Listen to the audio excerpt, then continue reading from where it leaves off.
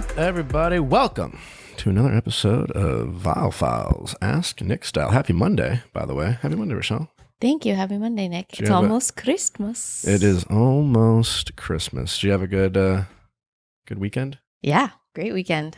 I love the holidays. Ooh, well, who doesn't? It's different. I know. I feel like it's different. I do love living in LA, but that's the one part I find to be a little different. I'm from Arizona, so it's not different for me. Well, Christmas has come early for me because I found out that Robbie Hayes is on a new reality TV show. That makes you happy? Yeah, I mean, not at first. I'm not a huge Robbie Hayes fan. I'm not going to lie. Did you guys ever do a season together? We never did. But I found out from the Toasters had him on to promote Siesta Key. The Morning Toast. The new show, The Morning Toast. And I was like, what is this?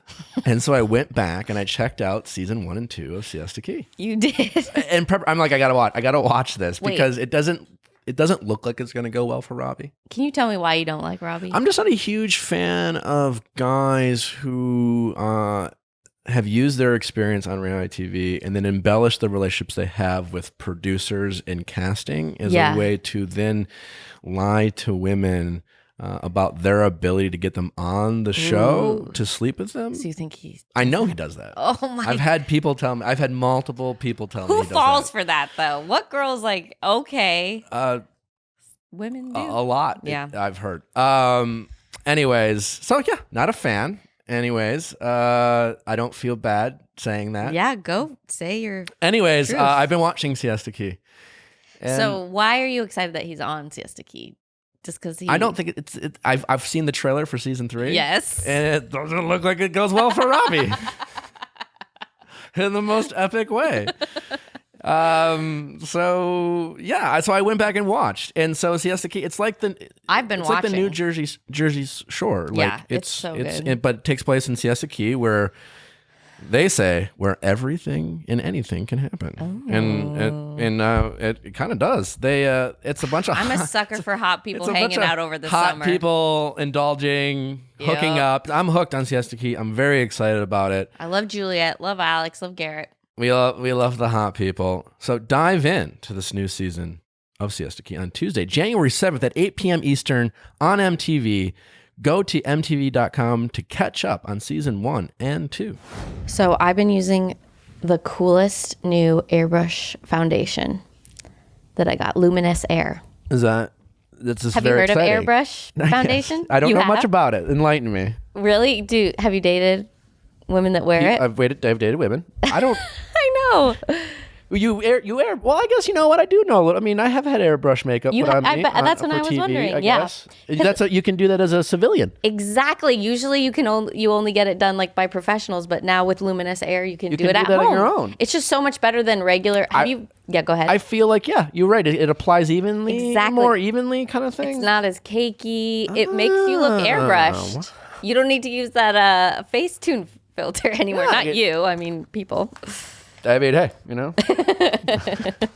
Luminous Air has a limited time offer for you right now.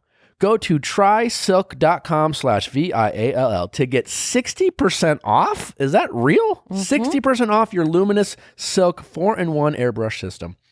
That's trysilk.com/VIALL to get smoother, fuller, and more natural looking foundation coverage. Visit trysilk.com/VIALL today. What a great episode we have today. Yes. I mean, what more can we say then? You probably should just get ready, put your seatbelt on, get some fun entertainment. I gotta say, once again, people, thanks for listening. To these episodes. A lot of people like hearing your advice. I gotta say, when we started the Ask Nick episodes, I wasn't really. Are people ready for just a whole episode of this stuff? Right. Like, I feel people are enjoying the Wednesday's guest, but I gotta say, I feel like the Ask Nicks are getting its own little, like, I don't know. I feel like we have to mail it in a couple Mondays so that our Wednesday episodes can keep up. But I gotta say, I do really appreciate you guys out there and listening, and certainly appreciate the people who shared on their social, and it's great to hear people getting their friends to listen and things like that. And quite honestly, we couldn't do it without you, and the support that you guys have given us is very appreciated by us. And yeah, it's just very flattering to know that you guys are enjoying it. And again, this show only grows with your help. So we just want to say thank you. And I have to say, as a woman, I feel like your advice is actually doing good in the world, helping us steer clear of those fuck boys. I mean, I'm just trying to have some fun giving my opinion. I don't know if we've talked about this before, but people are like, well, you have a podcast. What is it about? You know, and I'll tell them. Actually, one of your friends said this at the Cystic Fibrosis Foundation. She goes, well, what qualifies you to do this? One of my friends said that? Yeah. I'm sorry. And I go, oh, a lot of people do. Oh. And my response was, absolutely nothing. I literally have zero qualifications. I'm just giving my opinion. People seem to think it's good. Yeah. I don't know. But seriously, though, I do appreciate it, you guys. And what? I do have an update on Gabby. Ooh. Do you remember my friend Gabby who called in? Yeah. What's going on with her? My gut Yes. tells me she wasn't going to take any of my advice. Okay, what do you think she did? I think she just kept doing what she was doing. She got back together with him, unblocked him. They hung out. They had sex. Oh, I don't want to air all her stuff, but like she just ignored your advice. Oh, and then I expected this. And then got with her other ex, and that all blew up too. Wait, she got back together with him, didn't go well, and then Yep, and then with her other ex, which is another iteration of this same guy. And I'm like, I'm like, we can't ever talk about this again. I'm exhausted. How old is she again? She's in her mid-20s. So that's the thing. That's where you and your rest of your friends have to come in. Is you got to cut her off. Cut her off. She's got to be okay with being mad at you now. Yeah.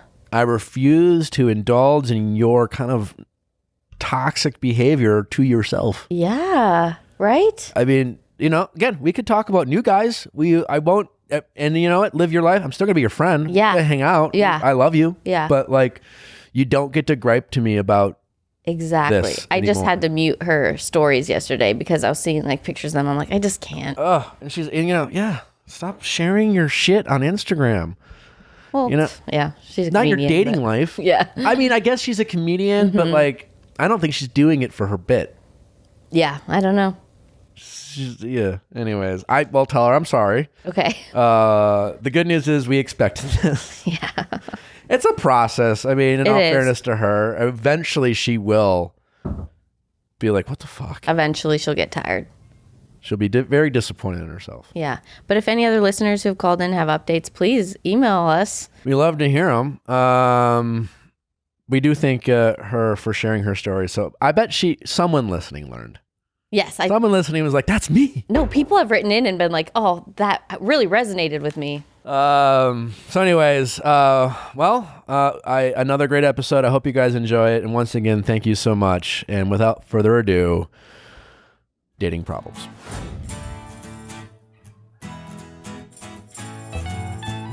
Question time with Nick. Let's ask Nick your sexy questions. How's it going? Good, how are you? Good. I'm Patrick. Hi, Patrick. How old are you? I am 25. Patrick, 25. 10%er, how are you? Calling from Alabama. Roll Tide. Are you a Hannah B fan? Are you? Actually live in Nashville, so. Oh. He's in Nashville. Just wearing Alabama sweatshirt. Just born and raised in Alabama, just owe the University of Alabama a lot of money still. So I'll be staying for quite a while. How can we help you, buddy? I just have a couple of questions. I've been dealing with this interesting dynamic between a friend of mine and then kind of the rest of our friend group. So obviously being an openly gay man in the South is already really difficult. To add dating in the South onto that is like a whole other host of issues. So while Nashville's still kind of like a big city per se, we are still in the South. So like, to be very frank, like my options are limited. It's not New York, it's not LA, it's not Chicago. There just isn't a huge community like that here. Sure. So I'm already kind of limited in my options anyway. Plus I can be a little picky as well. So I mean, just to be frank, I like to keep things very candid. So I became friends with this guy that's also openly gay about a year and a half ago. strictly just like friends. I am a blogger here in Nashville, so I was just trying to kind of meet other influencers here and reached out to him. He had kind of skyrocketed because of some articles that got written about him after he came out as an openly gay basketball player, the first openly gay basketball player in the country. Wow. Yeah, so, I mean, of course, he's good looking too. So, of course, every gay man was himself on Instagram. Like, let's just be real about it. But it's always just been a friendship. I've never really looked at him in any other way than a friendship. The first time we met, I was dating someone. So I literally just went to brunch with him as like, trying to make another friend here. And we have just become very, very, very close. But it's getting to the point now where he has made some statements when I'm like not around to like other groups of people. And then I hear a lot of things from my friends that are like, I don't know why you and Nathan don't just date. He's obviously in love with you. I think you guys would be perfect together. And I'm like, where is the hell is this coming from? Who's alleging who's in love with who? So my friends are saying that he and I should be together. I get that, but are they suggesting that you're in love with him or vice versa? But they're saying that he's in love with me. Okay, how do you feel about that? It's confusing because like I don't see that at all. But then it's causing me to like. Well, how do you feel about like? What do you mean by? Forget about confusing. Confusing seems like. To me, when someone says confusing, then how do you feel about it? Does the initial thought make you smile, or does it make you like, really, almost annoyed?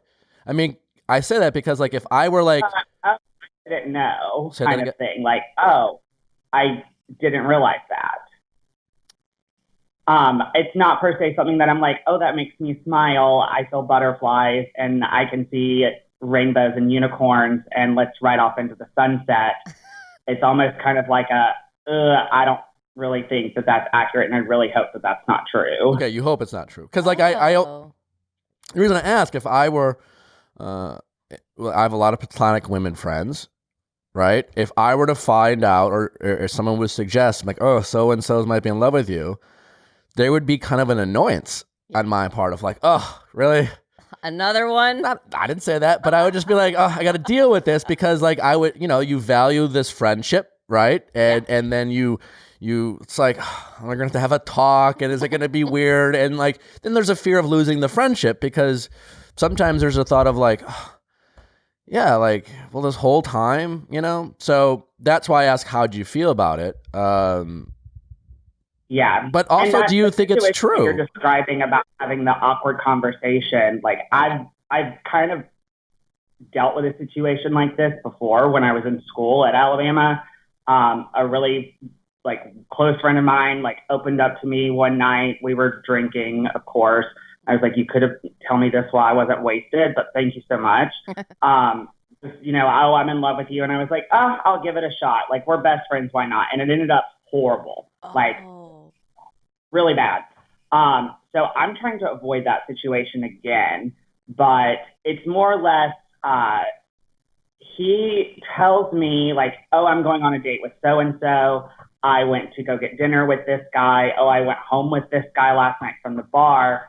But then the plot thickens when he is in Atlanta for a weekend and he is FaceTiming me.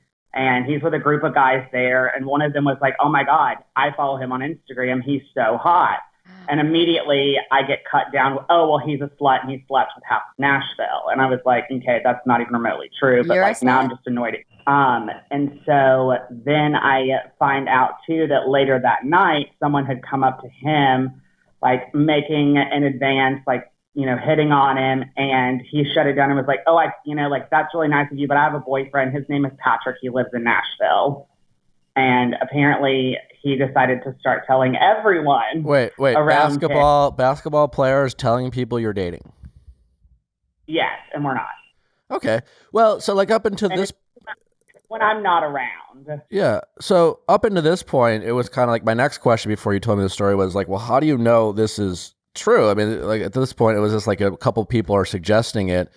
So I would have said, well, don't jump to conclusions. But also now that this person is going around saying they're boyfriend and girlfriend, it's a whole different conversation. And I think at this point, boyfriend and girlfriend. Whatever. Sorry. Boyfriend, whatever. You're dating. You're our first gay male caller. You are our first gay male caller. Special. Yeah. Yeah. I think you need to, I mean, the only way you have to confront this head on. You know, I would be upset if I were in this situation and someone was saying we were dating and we're not. It's weird. It's confusing. It's you know, it's not that they're saying something bad about you, but they're kind of your dating status is kind of yours to own, right? And someone's kind of speaking in your behalf. Yeah. And that's I don't want to overstate, but it feels like a bit of a violation of like why, and you're telling people. I think you just need to address it head on. I mean, how close are you? I mean, you said you're good friends with this person. Yeah, we're very good friends, like very, very close. I think too, like I'm not afraid of confrontation at all. Like I will address things. Like I've had to address other things with him. And so it's like getting to the point now where, you know, I don't want to hurt his feelings, but I know that I'm eventually going to have to, and just be like, yo, what the fuck are you doing? And why are you saying this? I'm very confused. Well, don't say it like that, you know?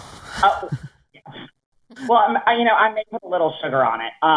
But you know, that's kind of like what's going on in my head. And then when I'm, you know, seeing all of this play out with him, I'm hearing all of this from my friends, and I'm like, y'all need to stop saying that. Like, I don't want to hear that from you. Like, if you feel that way, that's fine, but I'm not seeing the same thing. So I'm going to need all of you over here, you know, to stop backseat driving on my love life.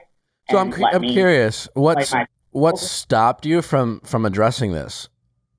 I mean, how long has this been going on? It's not like this happened yesterday. Like a month and a half. A month and a half. That's my question. I feel like that's a long time to have been aware of this thing and not have. Why haven't you addressed it? I think there's the worry about losing a friendship and hurting him. That like I don't want to be that person. And then I'm also like, what do you mean that person? I don't understand. I mean, I get you don't want to hurt your friend. I get that. But I just like I don't want to be the person that's going to like, if he happens to have feelings, then I feel like a shit person because I'm going to have to be like, look, it's not mutual. Like, I'm sorry that I'm breaking your heart about this, but like, he'll be fine. It's just not there. I mean, I feel bad. I get it, but like, there's feeling bad and having that dictate your actions of doing the right thing is a slippery slope. Saying I feel bad, so I'm not going to do that. People saying they feel bad is, quite honestly, I find it to be a frustrating excuse that people often use to kind of justify not doing the right thing, you know? And I get like you want to be empathetic and sympathetic to your friend's needs, but like, well, I feel bad. I don't want to hurt them. In this case, it's slightly different, but people do it all the time. Like, well, if, you know, I'm not saying this happened, but you're in a relationship and you cheat on someone. Well, why don't you just come clean? Well, I felt bad. You know, like people will say even things like that. I mean, listen, you have good intentions. Don't be a dick, right? Don't be mean when you address it, but it's not okay for this person to go around, if you don't want this to be the case, and telling people that you are dating. If you do really want to salvage this friendship, the only way to do that is have a adult conversation head on and not let it fester and get even worse. Because this whole month and a half that you haven't addressed it, I would guess he's seemingly only grown to probably maybe obsess from afar, because that's what happens when we have a crush on someone and we don't really address it and we can't communicate with them in person.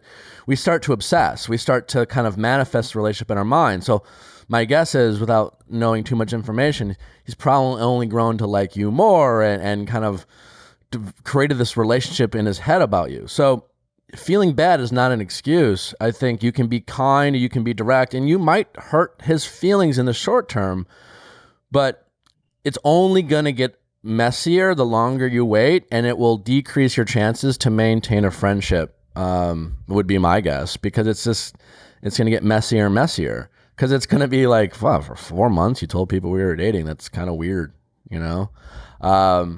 Yeah, I just think sometimes you have to have tough conversations with friends, and that's being a friend. And you can be kind, but feeling bad is just kind of an excuse to avoid a tough situation. I think you're kind of using an excuse. I'm sure you don't want to hurt their feelings, but you probably don't want to have this confrontation as much as you say you don't mind confrontation.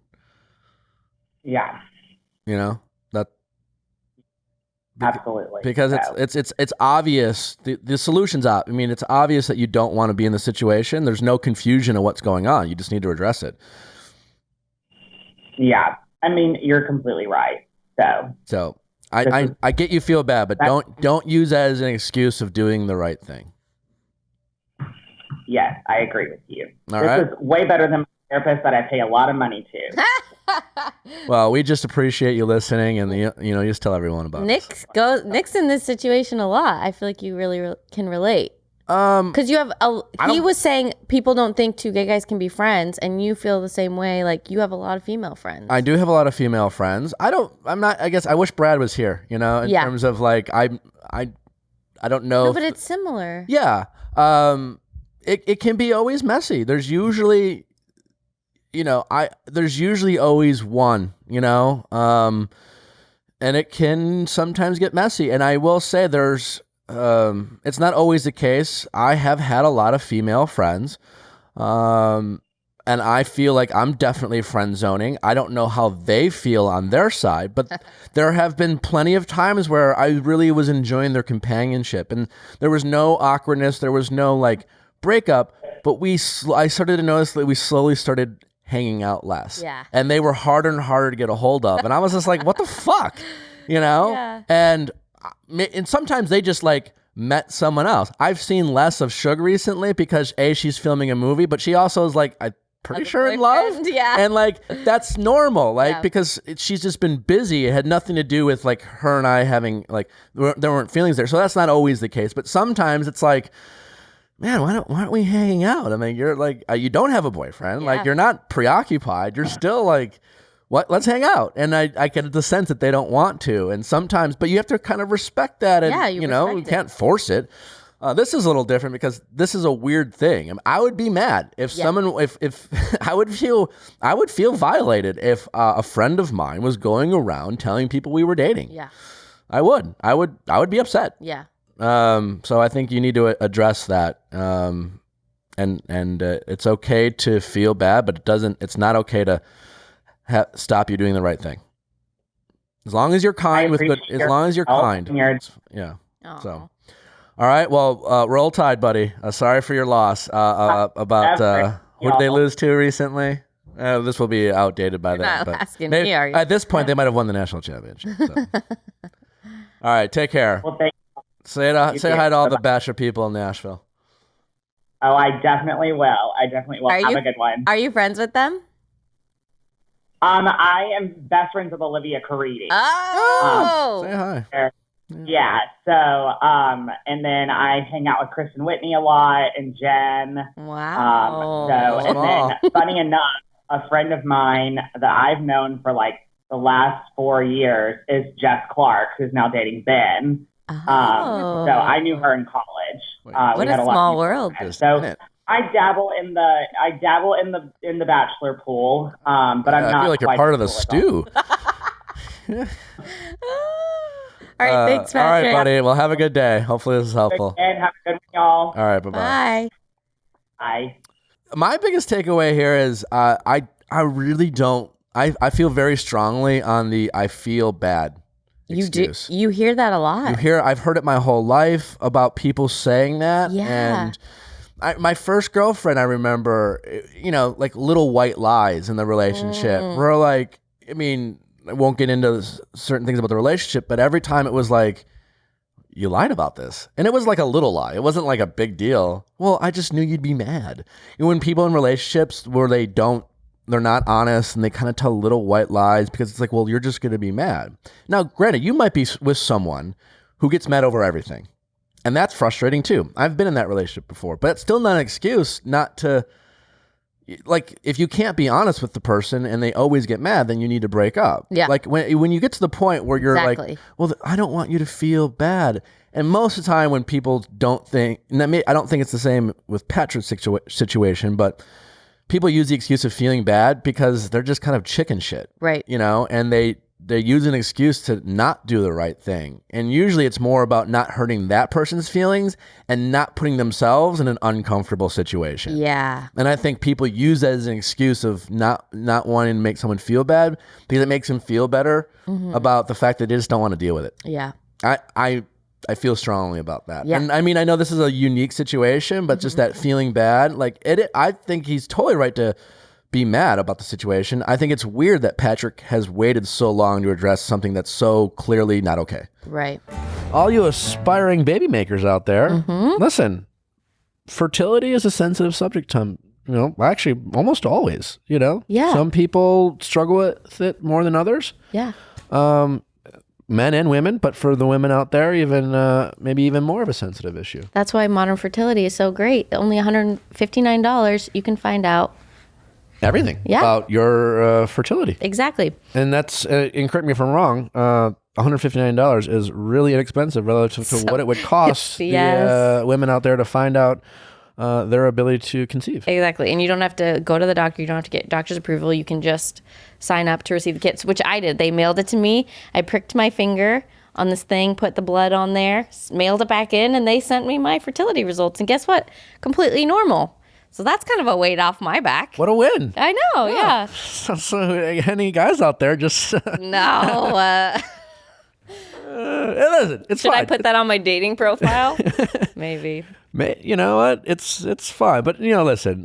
Sometimes these sensitive issues, we can still have a laugh. But totally. It's But if there was something up, they provide a fertility nurse that you can talk to just discuss the results and see what's up. Well, right now, Modern Fertility is offering our listeners $20 off the test when you go to modernfertility.com/VIALL. That's $20 off your fertility test when you go to modernfertility.com/VIALL. modernfertility.com/VIALL. Zola.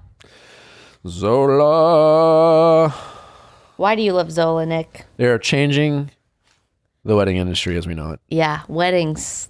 Gotta love them. Boy. Boy, do you. Been engaged twice. No weddings, though. That is true. Yeah. I haven't planned a wedding. And I'll tell you what, if I ever do, I'm going to use Zola. Yep.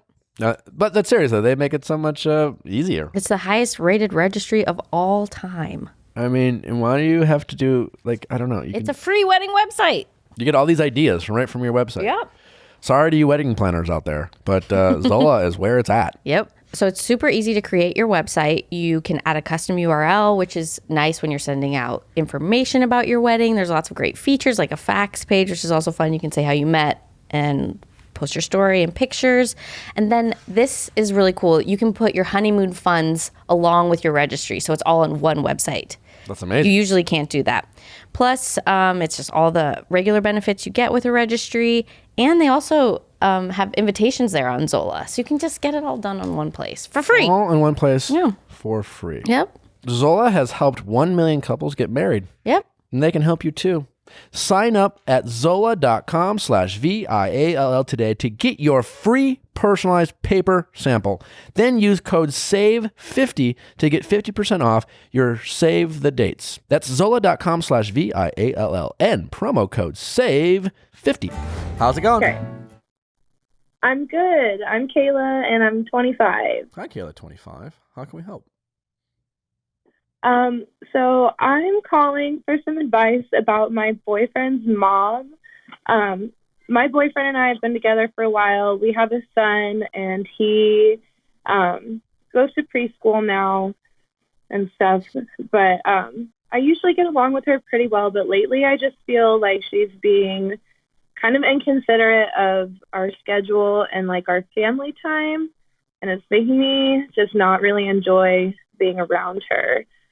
The main thing that is a problem is we see her maybe a couple times a month, and as part of it is her schedule, but she comes to visit us on Sundays, which I don't mind, but she stays the night.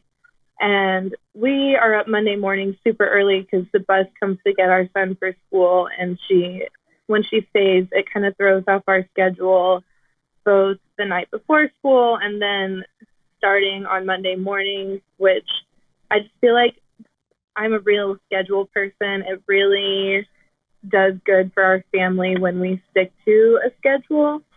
So that's irritating me, and I'm not sure how to like talk to her about it. She also invited herself to Christmas to watch him open his gifts from Santa, which maybe I'm just being kind of selfish, but I feel like it should be some time for us to make our own family traditions. I'm worried she's going to stay the night we do that, because she's going to come Christmas Eve, which I'm not psyched about. And then she likes to try and just kind of tell me how I need to be parenting. I mean, she'll say things like, oh, he said he's going to like, he was playing pretend and he said he was going to like punch somebody. You need to make sure he doesn't say stuff like that. Or you need to make sure he has shoes on, talking about some stuff like that. And I mean, I feel like I ask her for her input on a pretty like regular basis. I don't think that she has no say or anything like that usually. But my question is, I guess, how do I set some boundaries with her and my boyfriend, because he doesn't really seem to be bothered by it, without starting a bunch of drama? Because I don't want to fight with them. I don't want to fight with her. I just need her to. Why is she sleeping over? Like, why is she there so much? Is she kind of alone? Is she married? Is she single? What's her life look like? So my boyfriend's parents separated quite a while ago, and she's recently single again. She's never been married again, though. Okay. Yeah. So she's a little lonely right now, probably.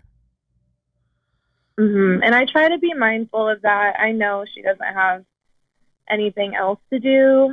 And if she wants to come on Christmas, I just want to save some of our gifts for us to give alone.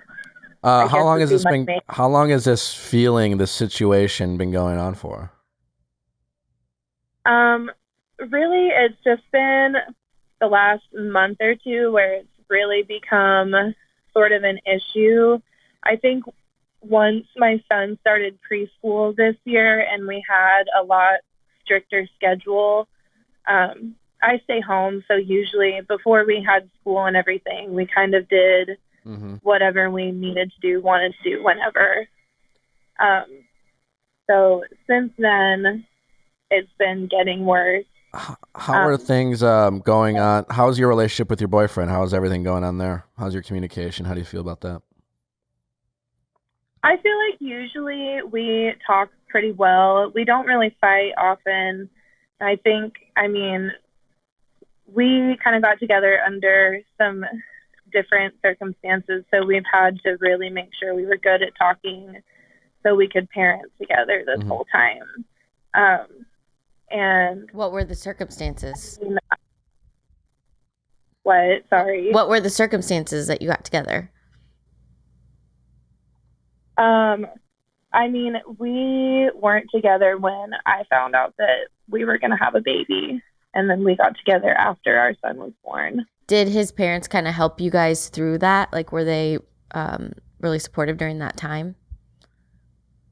Oh, yeah. I mean, I met his family and everything before our son was born, and he met my family too. And since then, I mean, we've lived together since our son was born, and I think we're generally pretty involved with all of that. But you never lived. Did you ever live with her? Like, did his parents like let you guys live with them in the beginning or anything like that? Oh, no. We've always been on our own. Okay. Yeah, I mean, listen, I think it totally makes sense why you feel a little annoyed by her sometimes being there a little too much. Totally makes sense why you maybe want to develop some traditions with your family. I get all that. But at the same time, I don't think this is like, sometimes I feel like we can we get annoyed about something and we let it fester. We build it up in our own minds, and then it just becomes something we're super annoyed by.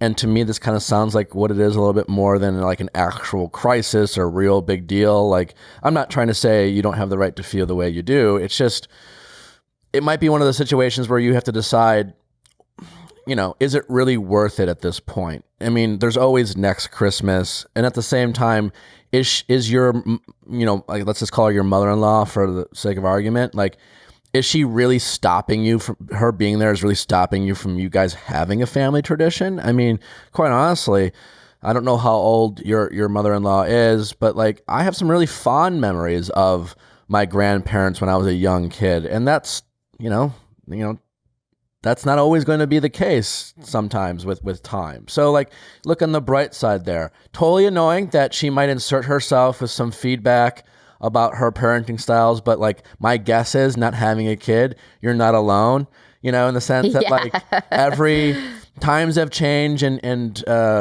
there's probably a lot of things that she will offer you that's probably very helpful, and there's a lot of things that she will say that you're just like, listen, you don't know what you're talking about anymore. It's 2019 or something, you know, like, it's just going to get annoying a little bit. But family, you know, is important, and obviously, your boyfriend probably, you know, he might get annoyed too, but he just doesn't care as much. I get why you care more than your boyfriend, because like, it kind of feels like she's sipping in your toes as a mother, right? And he's just kind of like, I don't know, it's my mom, like whatever.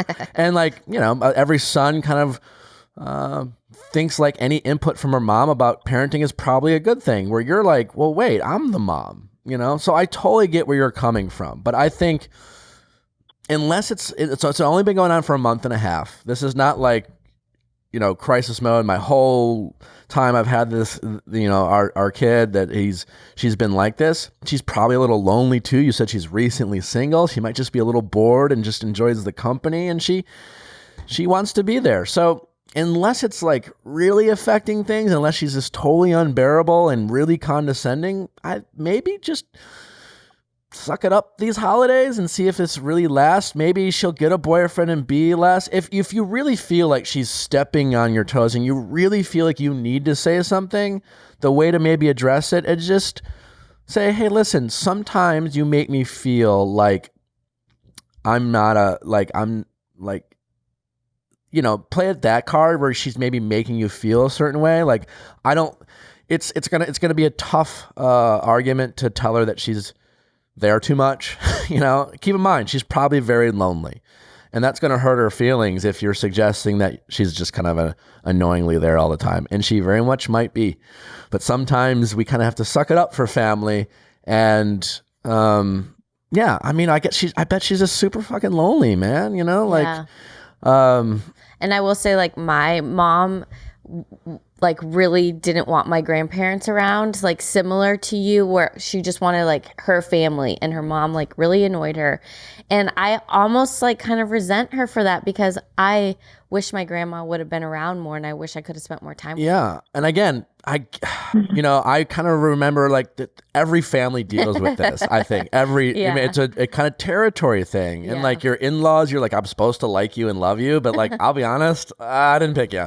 And so I think try, if you can, to not feel threatened by your mother-in-law. I don't think her intentions are to probably make you feel threatened. I think she probably is stepping on your toes, but not necessarily meaning to be. You know, she's just trying to be a grandma and maybe trying to help you out. And sometimes it feels like a little too much, unless it's totally unbearable. You know, I try, because I think your child will enjoy those moments with his grandma and will appreciate it. And he might not. I'm sorry. Do you have a daughter or a son? Maybe you. A son. A son. Your son will. You know, he might not always have these memories, right? Yeah. And if it like is it's not going to stop you from guys having tradition. Like, her presence is not hurting tradition. You know, like your son will still remember the Christmas morning just as excitingly, whether grandma was there or not.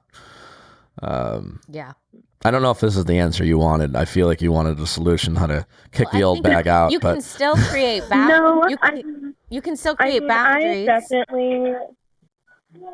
Yeah, and I mean, we spend a lot of time with our family and with my parents and stuff. My main thing is just the spending the night. I don't mind when she comes. I just want her to go home. I get it. Like, I get it. I mean, Listen, I'm saying if this goes on for months, 6 months, and she's always there, I think maybe at that point you're just like, hey, you know, and I'll say this before, the best way to address this is through your boyfriend, because you need an ally, right? In that regard, he should support you. He needs to support you there. But right now, it's only been a month, you know, and she's again recently single.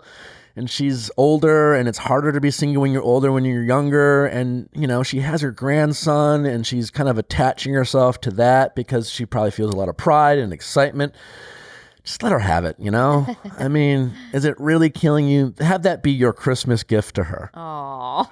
Seriously, I think you'd be surprised how much that might mean to her. She probably really is enjoying the time with you and your son, and I totally get why it's annoying. Trust me. I like my space too. I empathize with you, but try to do that for her.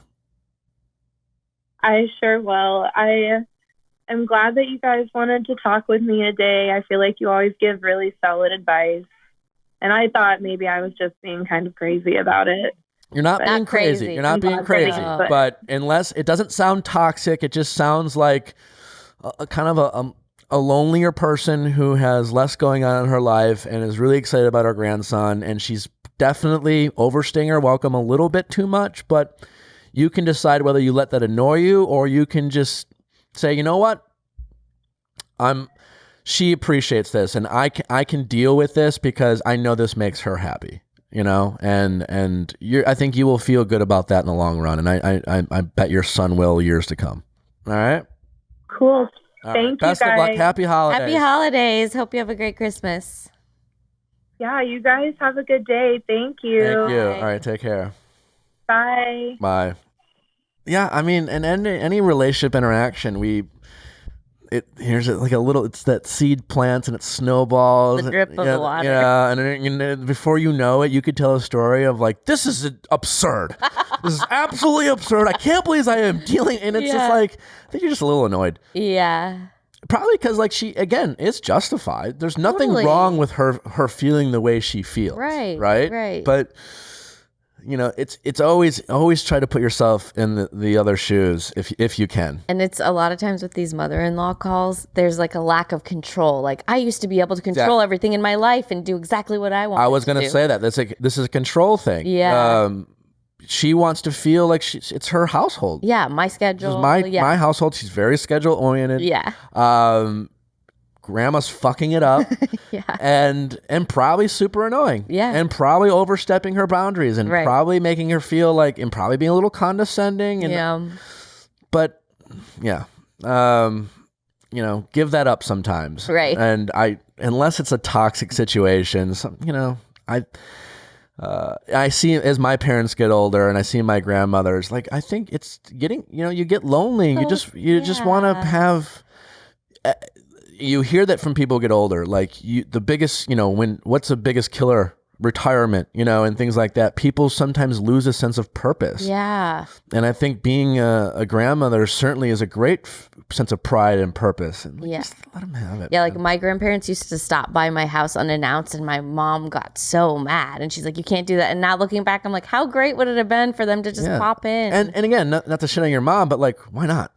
Yeah. You know? It's a control thing. Yeah. And I get it. Like, again, your mom's not this happens all the time. Yeah. How's it going? Great. How are you? Good. What's your name? My name is Sarah, and I am 41. 41. All right. How's it going, Sarah? Pretty good. It's going. How can we help? Okay. So I am actually here for a friend. True story. It's not like a made-up story. Who is a male. He's 43, married a very long time, like 23 years. Mm-hmm. He's looking for advice from another male, and I think he's just too shy to go out there and get it anywhere. So that's why I'm here. I don't know where you really want me to start. He's basically in a sexless marriage. Okay. Did you listen to our podcast? And his wife has come out and admitted that she is not interested in sex, and she, I guess, is claiming to be like asexual. You don't believe her? Just not interested. When you say claiming, there's an implication that you don't believe her. Well, I mean, I think that's a kind of a crazy thing to say 23 years into a relationship, but... So they used to have a sex life. Yeah, but it was really minimal. It was never great. It was never consistent, and it was always like a bargaining thing or like a betting like situation. Like, Sure. It wasn't like anything spontaneous or fun. How do you know this friend? I have known him pretty much all of my life. Okay. Does he come to you with obviously this frustrating situation and ask you for advice? Yeah, he has. Yeah, he's. What have you said? I know pretty much everything that's going on. What are your thoughts? What do you think is going on? I honestly, I really don't know. I think his whole thing is he's really confused. Like, does he stay in the marriage? They do have kids, so he's, I think, sticking to trying to just hang around and make things work. Is for the kids' sake, but he's super, super miserable. Like, he's been to actually a therapist for this, and which has gotten him nowhere. Has he remained faithful? He's on medication now for like depression. Why is he on medication? For depression. For like depression and like anxiety, which pretty much stems from like this whole situation. I mean, I'm a therapist, and I get that it's an unfortunate situation, but would you have to be medicated because you're depressed for that? I don't know. Well, I don't know. I don't know. But Sarah, you left out something about your relationship with him. Yeah, Sarah, what the fuck? Okay, correct. Okay. Not how we do this here. So we do know each other. We do know each other for a very long time. I actually lost my virginity to him. Okay. Biblically. But yeah, I mean, like, how long ago was that, though? What was that? How long ago was that?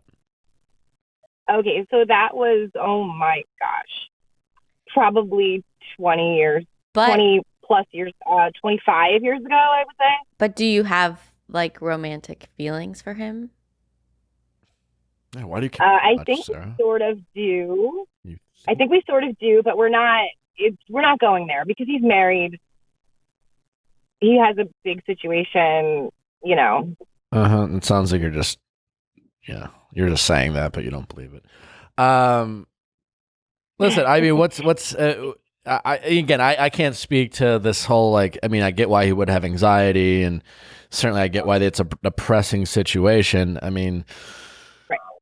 And again, maybe he's clinically depressed and therefore needs medication. I get that, but if that's not the case, if he's at a point where it's just like, I mean, listen, there's a breaking point in everything. I get to tell death to your part. If he has been in a marriage where every since he can remember that sex has been used as a bargaining chip, and she never really seemed excited about it, she could be in fact a fairly asexual person. And now she's at the point where life, she's like, you know what? Fuck it. I don't even care. I'm not even going to pretend to even want to negotiate for it. I've been married for 20 years, and it's just like she doesn't feel the need to do that. I mean, it's entirely possible. I can't relate to that. Maybe you can't either. But people can be asexual, and I mean, I would be more suspicious about other things going on if they used to have a great sex life and things drastically changed. But if that was never the case, she's just like, what's the point in like keeping up appearances? And I never really wanted to have sex. And now I definitely don't. And fuck it. He has to decide at this point whether, he's gonna.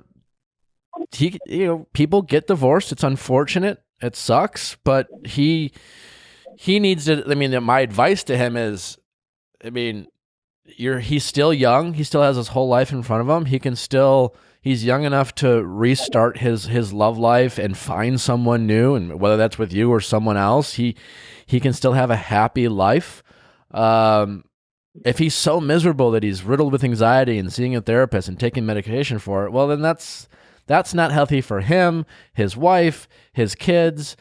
he needs to do something about it. You know, you can't wallow in it. And if he can only control so much, he can't make her want to have sex. Certainly, that would also be illegal. And if she's been clear that she doesn't want to have sex and she's not interested in having sex, are they seeing a therapist together? Are they seeing a sex therapist? They did try. They did try to go together. And it was basically just like I said. I mean, she's basically just like, you know, I'm not into it, and I don't want to get divorced. I think we should. She thinks they should just she wants to stay continue on married. with their marriage the way that it is, and just not have sex because everything else is perfect. They just don't have sex. Is she open to? I'd be curious if that seems like a bizarre request, but hey, people have bizarre requests. But another, at least to some people, a bizarre request would be like, fine, if you want to stay married, I'm into it, but I need to have sex. So are you okay with me having an open relationship and feeling this need elsewhere? She's not. Well, she's not. Seems that's not a marriage. Part of a marriage is a physical relationship. That's part of it, certainly. Right. And if they got married with the expectations that would be part of their marriage, and she's changing that, then she's changing the variables. I mean, he just has to decide what he wants, and he has to do. I think it's what? I think it's more of like a guilt thing, and I think he's feeling really guilty about it. Like, is sex so important to me that I would actually break up my family just to find a sexual relationship somewhere else? I mean, yeah, I think it's okay to say it is. I mean, he's 43 years old. It's not that old to what? I'm never going to have sex for the rest of my life? I mean, there are people in their 70s and 80s still hooking up.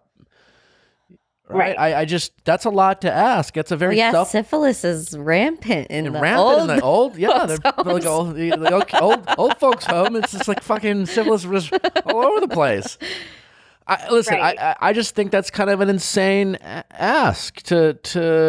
I agree with you, but I think the therapist that they're seeing seems to think like that he's the one, like something's wrong with him, like that he's maybe a sex addict, or that he's like asking too much of her and he's pressuring her. And maybe we're not getting all of the story, but I'm just going by what you're telling me, and all you're saying is seems like a normal guy who wants he wants a physical relationship with his wife, and his wife is refusing to have any.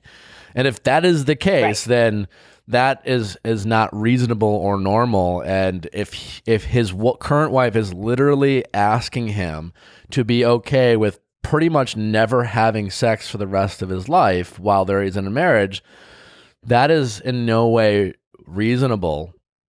And I have a hard time believing he's seeing a therapist that it's based off this information is accusing him of being a sex addict.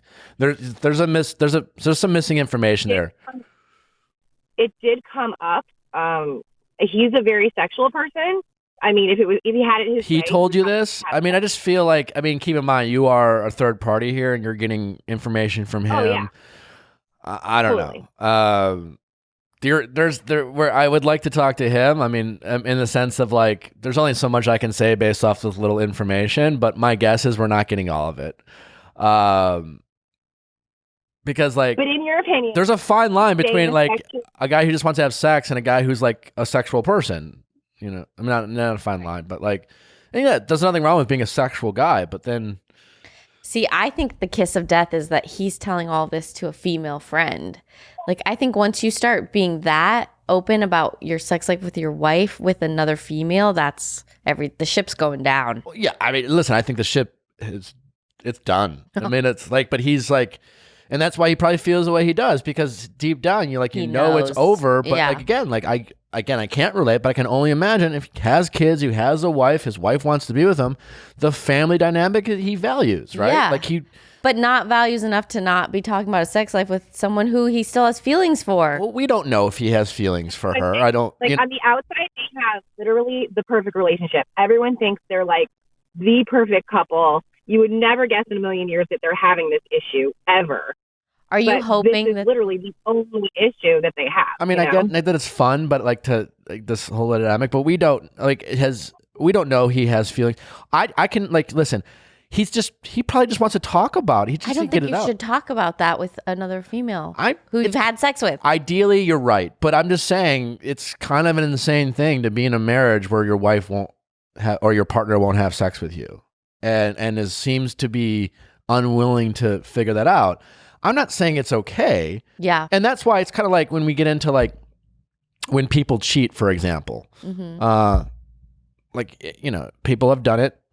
It's not okay. We're not condoning it, but people will say when people cheat, there is a reason. Now he's kind of at that point where he's now doing things outside of his marriage, whether it's like having a so it's like, and I appreciate why he is. I appreciate he just needs to, he feels trapped or lost or confused, but he needs to bite the bullet and make a decision and accept that decision one way or the other. And that's the advice. Like he can't keep doing what he's doing, and that is being miserable in his current situation, trying to keep up appearances, and then finding ways to fill these needs. If his wife wants to accept that he needs to fill these needs, then she needs to accept him too. These are two people married who are not okay with, they're not accepting each other. And sometimes you might need to end the relationship based off that. I mean, that's not a marriage by keeping up appearances and you know, but again, he's not here. He needs to make a decision. And I mean, this is just my opinion, but I think you, Sarah, need to like back out of this situation completely because I think things are getting murky, and I don't know if you want to do that. You're biased. Yeah. You're right. I mean, if you want to be a friend, I try not to be biased at all. I really, really do, and I try to stay out of it. I don't give him like advice as far as like, oh, you should do this, or I think you should do this. You know, I really stay neutral, but I know, and you know, to sit here and talk to you guys, I don't think it's right, but. I don't think, to Rochelle's point, I don't think it's really your business to decide what it's right or wrong. I think as a friend, you can be there for him and say, listen, I think you can say to him, you have the right to be happy. And sometimes you have to make tough decisions to do that. And your family you can still have your family, just, you know, like he can still have his kids, but like this, a 43-year-old guy who at this point is supposed to like be in a marriage and keep up appearances for the sake of what? You know, like kids are smart. They get it. They figure it out. So what is the upside if that's the situation of just staying in this marriage? And why does she want to be married with someone who's ultimately just going to be miserable around her because she refuses to have a physical relationship with him? I mean, again, I'm guessing there's so much more information about this relationship that we don't have, but I think Rochelle's right that like you need to kind of remove yourself and just say, hey friend, you deserve to be happy. And I want you to know that. But other than that, like, because my guess is you have inserted yourself. You ask a lot of questions. You check in. You know way too much. What the fuck do you shouldn't know anything about this therapist. And don't say, like he's telling me, you're asking. Like you want to know. And I get it. She gave even more details in the email of like what kind of sex they're having and all of that. Yeah. Which I understand. Like I've been in your same position, Sarah, where, you know, you get too involved. Like I've totally been there, but I don't think it's good. Yeah.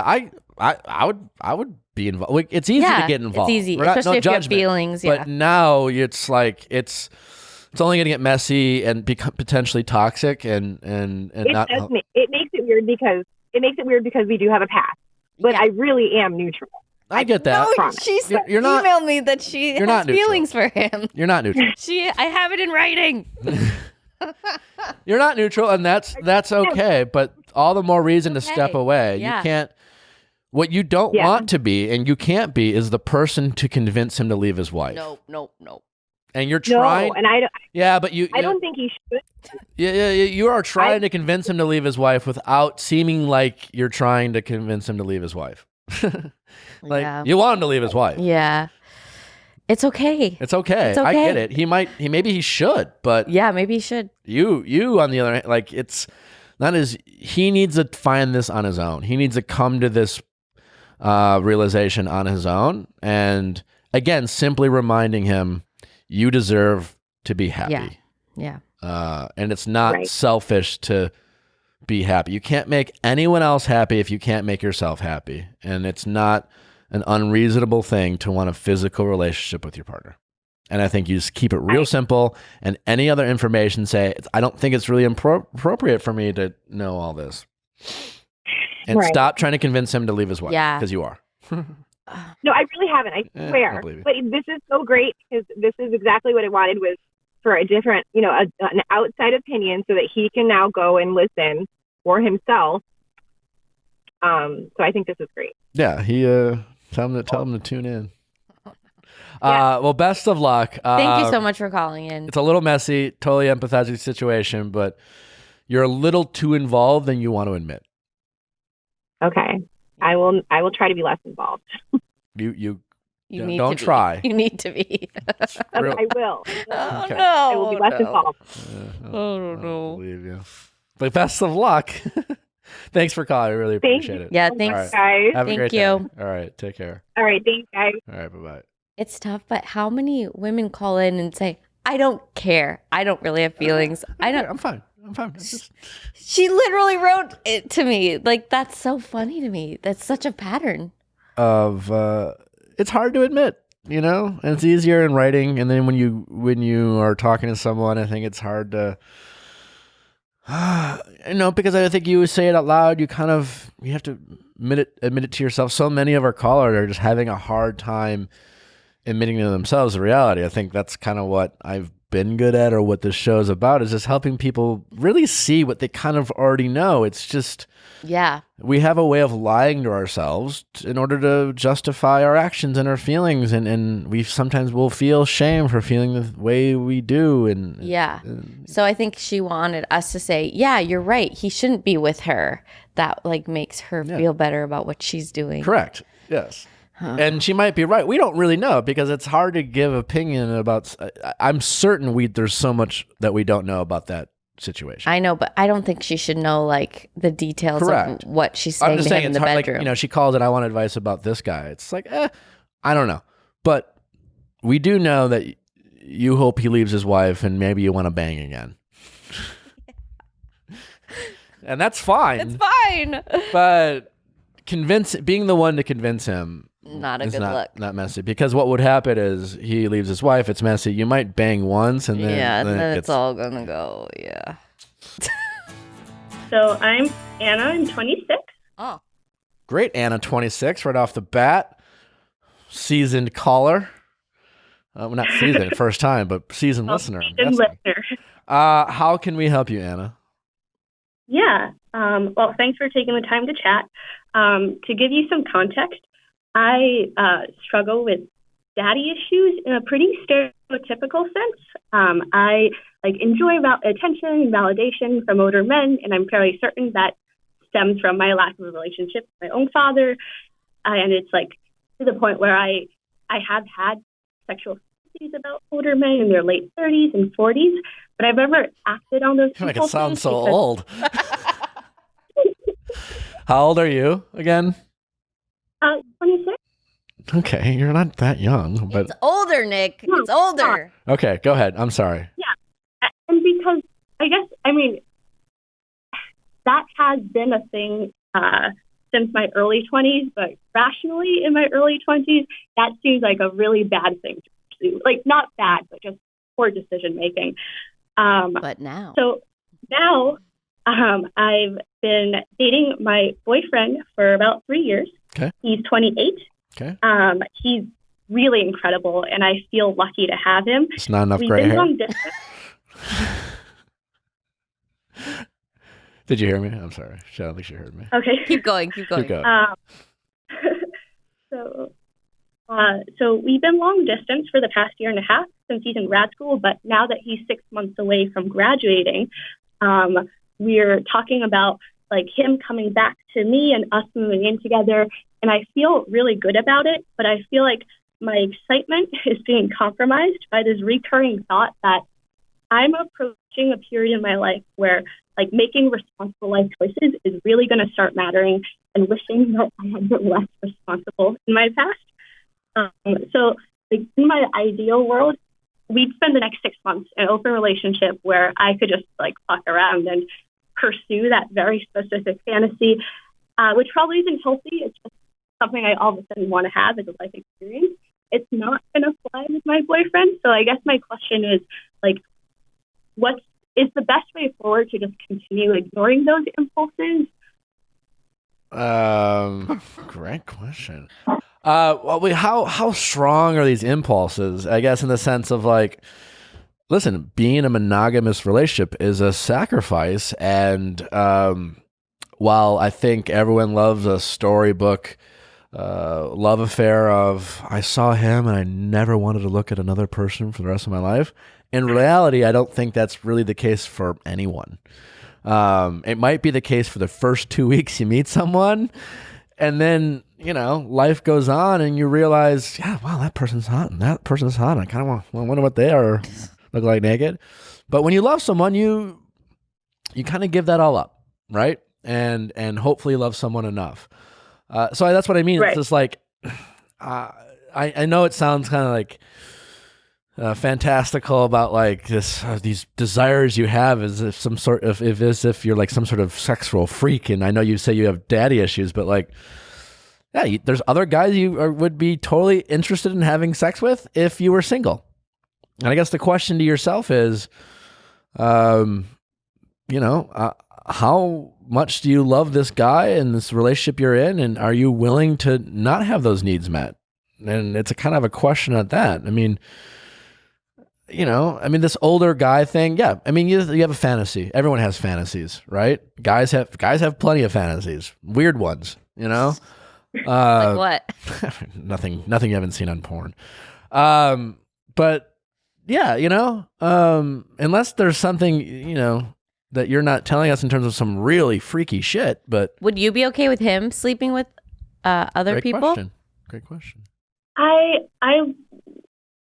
would be. I don't like, and I think part of the reason for that is because I feel like very secure in my own relationship that if we were to sort of do an open relationship for less than a year, I feel that I feel that eventually we would come back and find each other.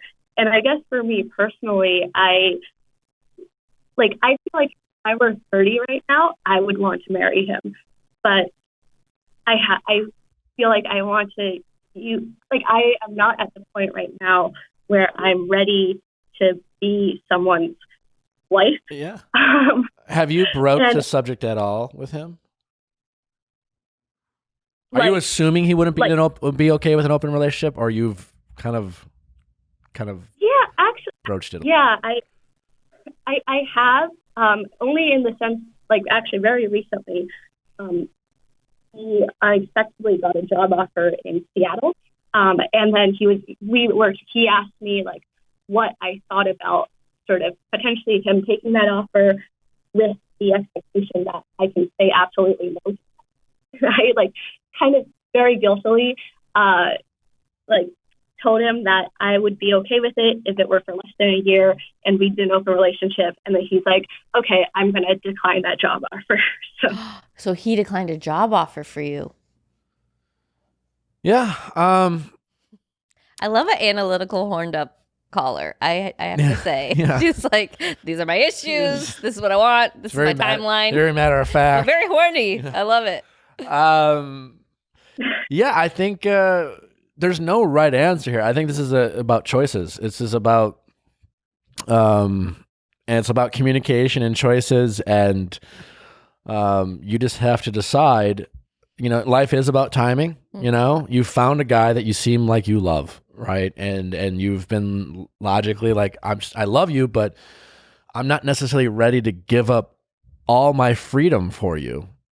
And I do think, that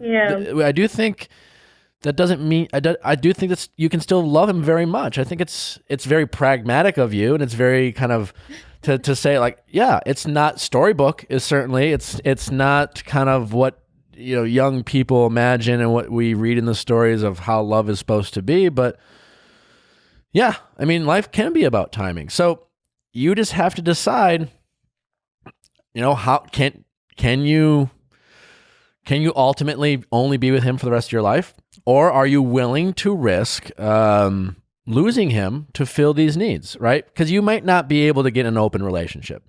Because an open relationship might be just too much for anyone who's just never considered doing that. But the reality is couples break up And when they break up, they hook up with other people. And sometimes they get together and they both know that they hooked up with other people, but they didn't feel betrayed because you were single, you know, like, and sometimes they don't always get over it, but it's a lot more people get over that than this is my girlfriend, by the way. I think she's fucking another dude right now, but it's fine. We love each other. He just might not be able to get there. He might be able to get there knowing that you guys took a break and you didn't talk and you weren't in each other's lives on a regular basis and he didn't have to think about it. And that just might be a lot easier for him to accept, but you are going to have to risk him moving on, meeting someone else, not getting over it, et cetera, et cetera. And I think you just have to decide which one is, which one you think you can live without, you know, which one will be the harder one to live without? The fact this need you want to fill, or this guy that you think could be the one, you know? Right. I mean, do you think they're like, I guess right now I can't think of a delicate way to broach that topic. Don't tell him you're doing it to fuck older men. Yeah, if you're gonna, it sounds like you're pretty confident that he's not gonna dabble in open relationship, right? So kind of to Rochelle's point, if you could say, listen, I'm at the point in my life, I really love you, and maybe you won't be able to understand this, but I love you, and it's totally reasonable to say, like, you don't have to say I want to fuck older men, but you can say, I'm not ready to only be with you for the rest of my life. As much as I love you, I feel like I'm not ready to only have to not be with anyone else for the rest of my life. That might be hard for him to swallow, but it's, you know, it's reasonable, and there's definitely a part of him that wouldn't mind having sex with someone else. He's human, you know? I wouldn't go further than that in the detail of what you want to do, right? Because, and maybe from there you stay in each other's lives. I mean, it's kind of about taking a break and having that freedom. Is it ever as good as you think it's going to be, though? Like sex with other people? I don't think it's about that, though. It's not? No, I think it's just about doing it. Oh. Right? Do you feel like you're going to have this amazing sex, or I think you just want to have sex with someone else? Right? What do you think? Sorry, could you repeat that? Do you feel like you're missing out on this incredible sex, or you just want to do it? That's a good question. I guess what I miss is like sort of the anticipation of like when you don't know, like the first time you have sex with anyone is, in my experience, on average, is not like the best. But I really miss like the anticipation of the like, we won't we? But listen, that's never gonna go away. You know, like you have this number in your head, 30. Well, when you're 30, you're not gonna be like, I don't need that anymore. Yeah. You know, it's like what if you have a sweet tooth, you know? It's like, I'm just gonna have this chocolate cake this one last time, and then you do, and then it's like kind of Rochelle's point. It's like, it's fine. It was fine. I feel a little sick, but a week later, it's right there again. I really want that again. I want it again. You never stop wanting to, like, your sweet tooth never goes away. You just, you know, you get older, you realize, like, I'm gonna really feel shitty, you know, like I keep eating this cake. I'm just gonna not, you know, I'm gonna avoid that whole experience. So yes, that is not going to go away. 30 is not going to be some magic number where you're going to be over being young and fun. I don't want to, like, again, you might want to do this. And I'm not telling you what you should do. I'm just trying to offer some perspective. I mean, grass is always greener, but I'm like, you got a guy who's willing to give up a job and loves you and you love him. I'm like, don't give that up. I will say it, my life right now, and you are still young, so you have the right to explore. But I've thought about it. There are probably maybe 3 or 4 women from my past where I think to myself, why don't I just marry them? You know, why didn't I just, like, why was I holding out for something better, more exciting? I'm not saying I would have ended up with it, would have been great, but they're quite nice people, and It's like, fuck you, Nick, you know? So be careful. And to Rochelle's point, the anticipation, that is fun. I agree. It's fun. Yeah. But the sex with these, whoever it is, older guys or not, it'll just be another dick. It's over soon. Yeah. Quickly. That'll be fine. And some of it, and then one guy might blow your mind, but it's still just going to be like, oh, it was really great sex. It was fine. It was good. You know? Cool. Also try role playing. Role playing might be fun. Yes. But I will say one final thought before we let you go. You seem like a very communicative person, an open-minded person.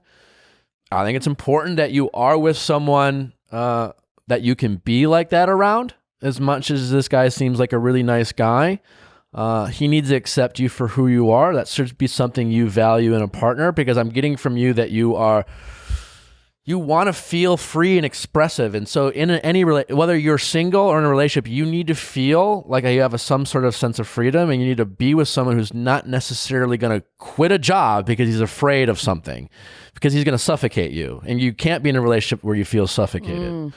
So I'd be mindful of that. Of sorry, do you mean of whether or not I can sort of communicate freely with my boyfriend? Yes, or whoever your partner is, I think you seem like the type of person who needs to be able to speak your truth or be progressive and not feeling like your person's going to judge you or be afraid for you to be yourself. There are limits to that, like maybe fucking other men, but you know, like I feel like he might be a little straight-laced and just wants kind of more of a traditional relationship, and you want more of a progressive one. And again, there's a spectrum there. It doesn't have to be as open as you might want, but I feel like you need to be with someone who they can know who you are, right? Yeah. That's important. And if you feel like this person doesn't really know your desires, that's a red flag. Yeah. So. Yeah, I mean, that's a good point. I do feel like it's interesting to say that, because I feel like and I never really thought about that. In my head, I didn't think that what I want in a relationship is particularly non-traditional. I guess like it was something I thought of as a temporary thing, but obviously I haven't had the life experience to know that for sure. Have you seen a professional about your self-diagnosed daddy issues? I have a few years ago for like a very specific thing, but not about. But it didn't have anything to do with. Maybe just do that in general, in a non-specific thing, and feel that out and explore that a little bit before you make any rash decisions. Because my guess is you have a lot more to figure out about yourself in this relationship, and he might seem like the guy, and I'm sure he's a great guy and everything, but I think the jury's still out whether he's your person. And that's okay. There's a reason why you're not engaged or married. That's part of dating, is really figuring it out. You're with him because you see it, and that's, at 26 years old, you're not going to date someone and waste your time and this energy that takes to be in a relationship without at least seeing it. But seeing it is different than it being the case. So explore that. Right. Deal with your issues. Talk to a therapist or professional if you really think you have daddy issues. There's nothing wrong with having daddy issues if you have them. There's nothing wrong with having sex with an older guy. But just feel like it's not baggage. It's just a part of you, and feel like you can communicate that aloud. Yeah. All right. Got it. Thank you so much. Yeah, I appreciate that. Yeah. All right. Have a great day. Best of luck. You too. All right. Bye-bye. Bye. Yeah, I like our analytical sexual freaks. She's not a sexual freak. One of my things I was thinking is she's just a normal person. Right. She's just a girl who's a very normal, and it's very normal to have these desires. And whether she has daddy issues or not, like, I don't want her to feel like she's weird or there's an issue with her. Totally. We all have our issues. Everyone has fantasies. That's totally normal. Yeah. She met a guy that she really likes, but she has human desires. This is all very normal. I know, and it's refreshing to have a woman be like, "Hey, this is what I want. I'm a sexual person." It's great, but I don't want her to feel like, "Oh, I have a dad." You don't have to have daddy issues to be a sexual woman. Right. And I like that's why like older guys. Like it sounds like she wants to have sex with a guy who's like 6 years older than her. I mean, if one thing I have daddy issues, and I'm fucking 70-year-olds. But like a 40-year-old when you're in your mid-20s is Not. old. I mean, it's older. I'm just saying, but like they might. I'm not even making this about me, but like there's not that weird for a 29, 30-year-old girl to meet a 40-year-old guy who's like young and in shape, or you know, like. I'm just saying, like, it's not that much of a difference. I don't think it's a fetish at all. I don't think that if I go out with a girl who's in her early 30s or late 20s, she has a fetish. Okay. You do? I don't know. When I was in my early 20s, I dated a 33-year-old, and I was like, he's so old. He worked at Goldman Sachs, and he had his own apartment. And I was like, this is crazy. He's so old, and it felt fetishy because he was like, most of the other guys I was dating didn't have headboards, you know? It was that's because it's different. It's not doesn't make it a fetish. Nick. Yeah. To be determined later. Well, what a great episode. You know, to be determined whether every girl I go out with has a fetish. If they like happen to be 5 years younger than me. Yeah. You think so? I don't know. I'm probably wrong. I don't know. A lot of fun. Stay out of your friend's business. Yeah, probably. Yeah. Thanks for listening, guys. As always, send your questions to asknick@castmedia.com, cast with a K. Don't forget to rate us 5 stars on iTunes. We love you. Appreciate you. Thank you for listening. Until next time, have a great day.